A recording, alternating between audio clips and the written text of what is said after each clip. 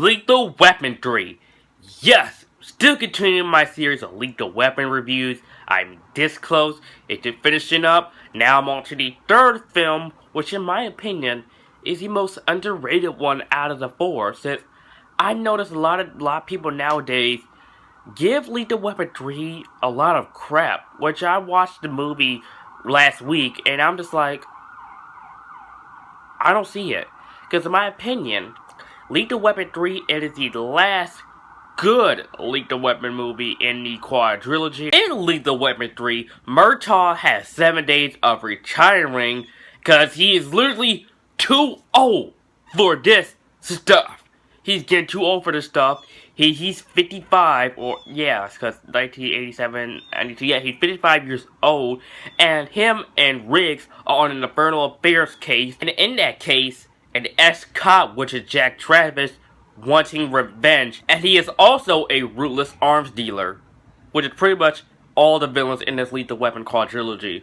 And also, Lethal Weapon 3 has my favorite poster out of the four, where you see Riggs and Murtaugh side by side, and Leo gets all in the back trying to get lean up. See, that was so funny, especially how it said Mel Gibson, Danny Glover, and Joe Pesci, because you know he's all in the back. which yeah, that was a clever poster. That's like the first two movies. I was very hooked with the opening scene with this movie, where Riggs and Murtaugh are on this case. They get this bomb out of the building, and that's where Riggs and Murtaugh try to see which wire to cut, the red wire or the blue wire. That's when Murtaugh's like, hold on, Riggs, try to cut the blue wire or the red wire. That's when Riggs was like, okay. That's when Murtaugh was like, whoo. The Riggs was like, what? You see the chemistry with these two were perfect. That's when Riggs finally cut the red wire. That's when the countdown was going down. That's when Riggs was looking like, Raj, grab the cat. That's when the building explodes. And practical effects, I had to give props to that. Because if this movie was done today, that explosion with the building would have been CGI. Let's face it, that would have been CGI if that would have been done today. But that opening scene was just so great, with these two going back and forth, trying to figure out which wire to cut, red or blue.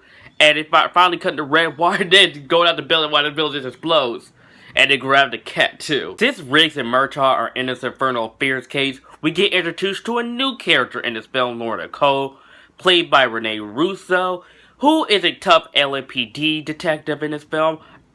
Rene Russo really knocked out the part with this character in this film, who also develops a relationship with Riggs later on in the film. At first, they started to have a little banter, they hated each other at first, but then they started to really have more of a bond as soon as the movie goes on. I especially love the scene where they go into Lorna's place, and they both talk about how they both got matching scars. It was a very cute scene. I will admit, that was a cute scene in this movie that I really did like. Another funny scene in this movie where Riggs accidentally messed up Regan's film scene because she's going to be starting this fake movie, and then the director tells Regan you're fired. That's when Riggs tells her, you can't fire her. That's when the director started poking Riggs' buttons.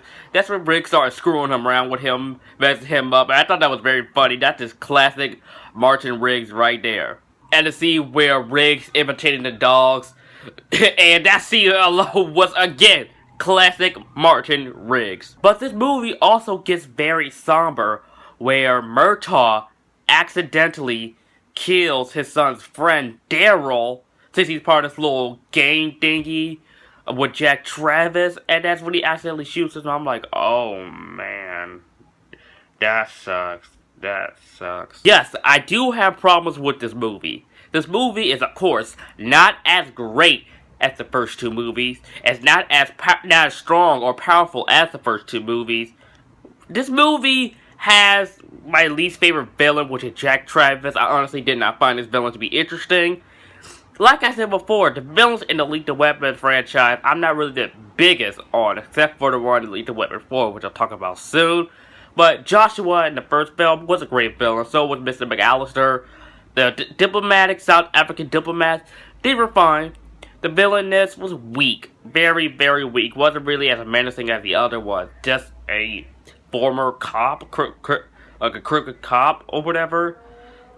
Yeah, and this was the first film in the franchise where I got annoyed by Leo Guest in this film. Yes, I was annoyed by Leo Guest in this movie. That scene after the hockey scene he was in, I felt that should be it. We don't need to see more of him to the last act of the movie where he finally visits Murtaugh in the bathtub, which was again a funny scene. Lethal Weapon 3 is not the best or the worst in this quadrilogy. It has great moments, it has not so great moments in this movie. Of course, Riggs and Murtaugh are great at these two duos. I love Laura Nicole. Leo Guest got very annoying. The villain was weak. But this is my opinion. I don't know if any people will agree with this. They should have stopped after this movie. I felt that this franchise would have been better if it was a quadrilogy. A trilogy. What am I talking about? A trilogy. I feel like this franchise would have been better if it was a trilogy. If this franchise was a trilogy, this would have had a perfect ending. Yes, this would have had a perfect ending. But unfortunately, there's Lethal Weapon 4. Which we'll get to that movie soon. I'm gonna give Lethal Weapon 3 an A-. Guys, thank you so much for watching. Look forward for my review of Lethal Weapon 4 pretty soon. You guys are the best. Let me know what you think of Lethal Weapon 3 in the comment section down below. And as always, guys, if you're new to my channel and you like this video, like, comment, subscribe, and I'll see you guys next time.